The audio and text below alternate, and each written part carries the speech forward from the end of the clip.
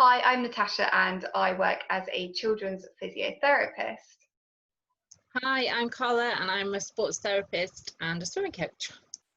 So we're following on. We had a chat a couple of months ago about the importance of range of movement and also the importance of being strong throughout that movement. And we thought we'd follow up on that a little bit more focus about strength, but we want to talk about return to sports. So many people might be now thinking and planning about returning to sports in the next few weeks or months.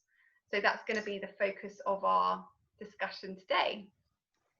Yeah, so we want to think about how we can put interventions in place now so that in a month's time or 2 months' time, whenever your sport is given the green light to go back to training or whatever, you are ready and able to go back, and also so that you can reduce your risk of injury going back into that sport,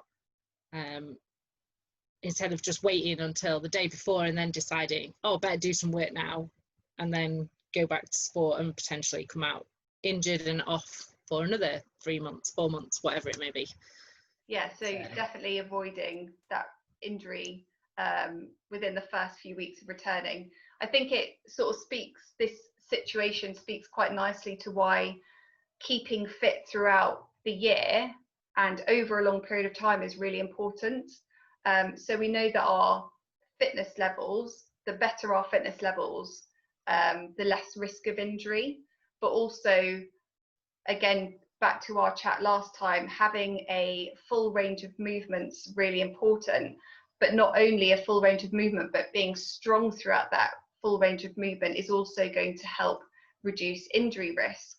Because if you're only strong in part of that movement, what happens if you're then doing a movement or you're playing a new sport where you're going to that part of the range that you're not strong in? Well, over time you're likely to suffer an injury, which if anyone's ever had an injury before, they know that it takes a lot of time out. You have to change your routines and your lifestyles, and that's something that takes a lot of getting used to. It can be quite frustrating. So Carla and I are both very interested in preventative medicine, so preventing preventable injuries. That's something we're both keen on and keen to share information. So that's what we're going to do today.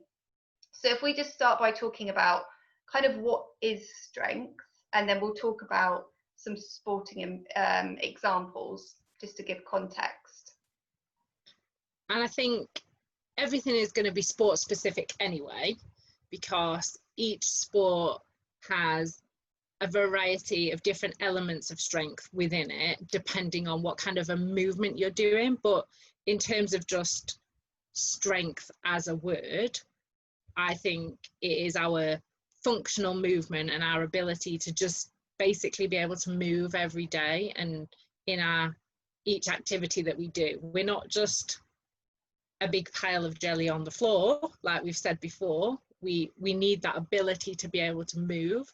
So strength is what we use to make those movements. Yeah, definitely. It's what our muscles use to move us around and get us from A to B, basically. Yeah, we can't underestimate the importance of that, because ultimately strength and movement is what gives us our independence. And I think we can all safely say that no matter what situation you're in, our independence is really important to us, as well as our physical health. Again, this environment at the moment has shown everyone the importance of health and being healthy and being strong and being fit, being active. It's all relative, it's all important. So how we can best train our bodies to be strong and be active and fit throughout from childhood, adolescence, adulthood and into older age, our goals will change, and the type of strength training that we do and the type of sports or activities might change. But ultimately, being strong, fit, active and healthy is always going to, I'd say, remain a constant.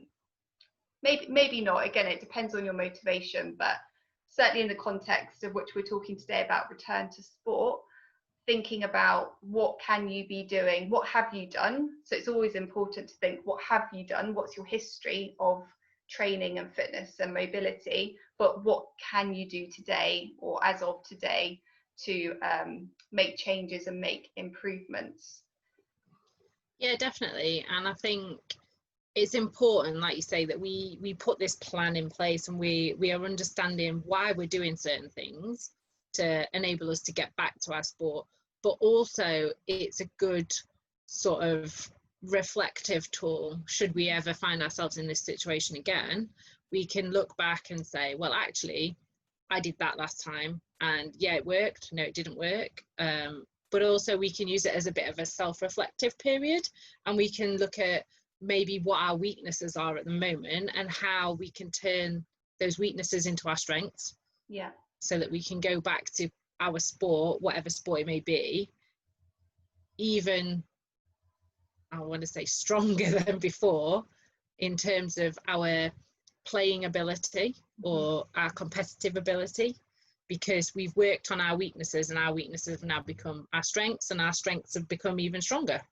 Yeah. So definitely. And I don't know about you, but in terms of physio, like being in clinic, I have found over the years that generally people's weaknesses, because they are weaknesses now, whether that be they don't strength train, or they don't do their flexibility or mobility work, or their balance work, or coordination, agility, whatever it might be, that often actually ends up being part of why they get injured. So like you say, being able to reflect now and saying, actually, I don't work on that, and that might be something that I want to do now to make sure that it reduces my risk of injury. So it's just taking a situation and, like say, making it a strength, putting it to your advantage. And I think certainly with strength training, yes, it's functional, it's got to be functional. And by that we mean we've got to train the whole body, not just training one set of muscles. So you don't want to just be really strong in your upper body but weak in your low body, or weak in your upper body but strong in your low body. And of course not negating the importance of core strength and the transmission of forces from your feet to your head and head to your feet. Yeah, definitely. And I think we touched on it before, like the transfer of energy through your hips to your shoulder. And it's like we say, it's very sport specific. But if we take netball, for example, if we are at home now and we are thinking, I am a great person at catching with my right hand, but I'm rubbish at catching with my left hand, this is a perfect opportunity to work on being strong when you catch away from your body. Yes, your right hand's good at it, so maintain that, but let's improve the left hand as well, so you can improve your stability away from your shoulder joint and being able to catch that ball, but then also being able to transfer the energy to pass it back on somewhere else as well. I think it's important that we develop that strength at the moment, and then once you can go back to playing properly, you are now a better player than you were 6 months ago. Definitely. And we said it's the ability with range of movement. You need stability to then be able to have good range, but to have good strength, you need good mobility and stability. So like you said, I'm likely to be less stable away from my body, where there's more force required, more strength required on my shoulder, as opposed to catching something here. So progressive training is also really important, where you start where you're more confident, more stable, and then gradually over the weeks and months. And this is why we need to train over the course of our year, our lifetime, because there's so much that we can be working on to make ourselves more confident and stronger, etc., etc. But you can gradually progress the training so that you get to those end ranges. It's not something you need to start at straight away, but it's definitely, like you say, if you're good at it in this hand, well, why not be good at it at this hand? Yeah, definitely. And like you say, everything sort of all links together, but also how can we be adaptable in this situation? How can we modify our practices so that we can make the best of this situation and do the best we can? Like, you might be a netballer, but you might not have a netball at home. So yes, that's great. We can do all these practices and move things away, but how are we going to utilize what we've got to make those little steps and those little stages? Not got a netball, but might have a tennis ball. Let's use that instead. Or we might even have to go as small as a golf ball, or just basically whatever little item you've got that you can develop your hand-eye coordination, that feel of having the weight of something away from your body, I think is important, because that will help your proprioception and your development of the strength when you are in your extended range. So, or at your end range of movement. And just to explain, proprioception is the ability of your body to know where you are in space. So if I were to close my eyes and have my arm here, I would know where my arm is. Or one I find certainly with children that's a challenge is if you're laying on your side and then you do hip abduction, so that's lifting your top leg up and down. It's really funny with a lot of children, they just don't really know where their leg is in space. So that the proprioception around the hip and the glutes is quite, it's a skill that needs to be developed. And as we mature, go through growth and development into older ages, then the proprioception, the control of our joints, does naturally improve, but it's also something that needs to be practiced. So not only do we need to be strong to improve the quality of our movement, but we also, like Carla's saying, we need the stability, so the proprioception around each joint, so that when we perform joints, it's with control, it feels stable, it feels comfortable, and it's strong, but you've also got good range within that joint. So there's so many components to being physically fit and active.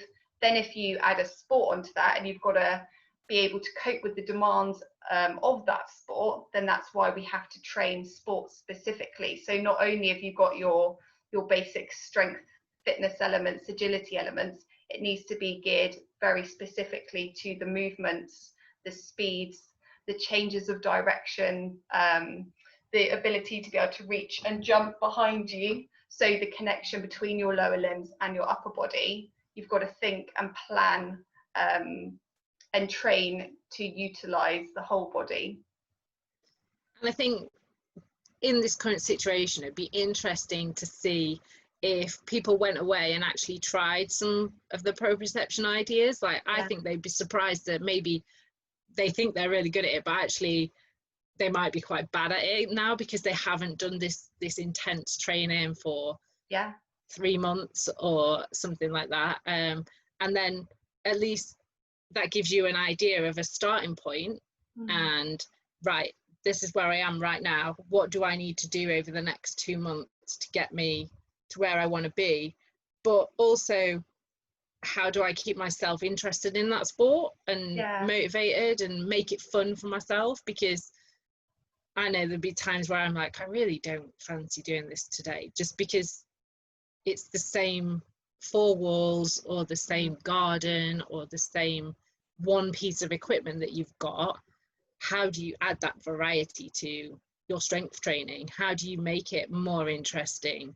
Like, can you change some of the skills and incorporate different things? And I know we've encouraged some of us to try and learn to do a handstand instead of standing on your feet, like for shoulder stability. Like, that's a great way to mix it up. It's a bit of fun. Obviously be careful when you're doing that because you don't land on your head and all that jazz, but you know, progressive. A bit different, isn't it? It's adapting to the times and making it a bit more fun. But definitely variety. Don't just work on one thing, work on lots of different things, and that will keep the interest and motivation. But also the body learns best with variety. If you keep doing the same thing, nothing is going to really significantly change. I suppose equally this period of time might give you time to reflect, and you might decide, actually, I don't want to do that sport anymore. I want to do something else. And that's completely fine. We're designed to adapt and change. So if that is the case, then you can start researching into the sport that you do want to try, look at the kind of physical and mental skills that you would need, and then you can start planning for that as well. So however you want to do it, I think our main thing from this is just start thinking ahead, like planning ahead as much as you can. Make a plan. What physical capabilities, what strengths do I need, what mobility, what flexibility, what speed, agility, whatever it is that your sport requires, what is it, and how can I start implementing that in a program that I do 3 times a week, 4 times a week. And I think as well, a good thing that you can do, like you say, writing it down, because then you've got something physical that you can like look back on. It's tangible, you can see it, you can see where you started, where you came from. But also these little skills, you can video yourself doing these skills, and then you can watch them back, so you can actually self-analyze where you're not necessarily performing something right. And if you're not sure, you can send the video to somebody else and say, hey, can you have a look at this? What would you like say to me to do better on this? You can do exactly the same thing with your strength training. So if you're training a squat, for example, and you're not quite sure whether you're doing it right or not, video yourself from different angles, send it to somebody, let them watch it, and they'll say, oh yeah, you need to just tweak your knees, or you need to sit a bit lower into it, or just little things like that to help you understand why you're doing something and the purpose of what you're trying to achieve. Yeah, it's so nice. I think definitely, or using a mirror is another really good one. Yeah. When you're doing any sort of training, looking at how you're moving, like Carla said, is super important. Like, what are we call it biomechanics. It might be in that squat position. Classic one is that your ankles need mobilizing. Your ankles are stiff, therefore you can't get down into your squat low enough. And just by having that kind of self-reflective practice of using a mirror or video and some giving you feedback, you can think, oh, okay, now I know I need to implement some ankle mobility exercises.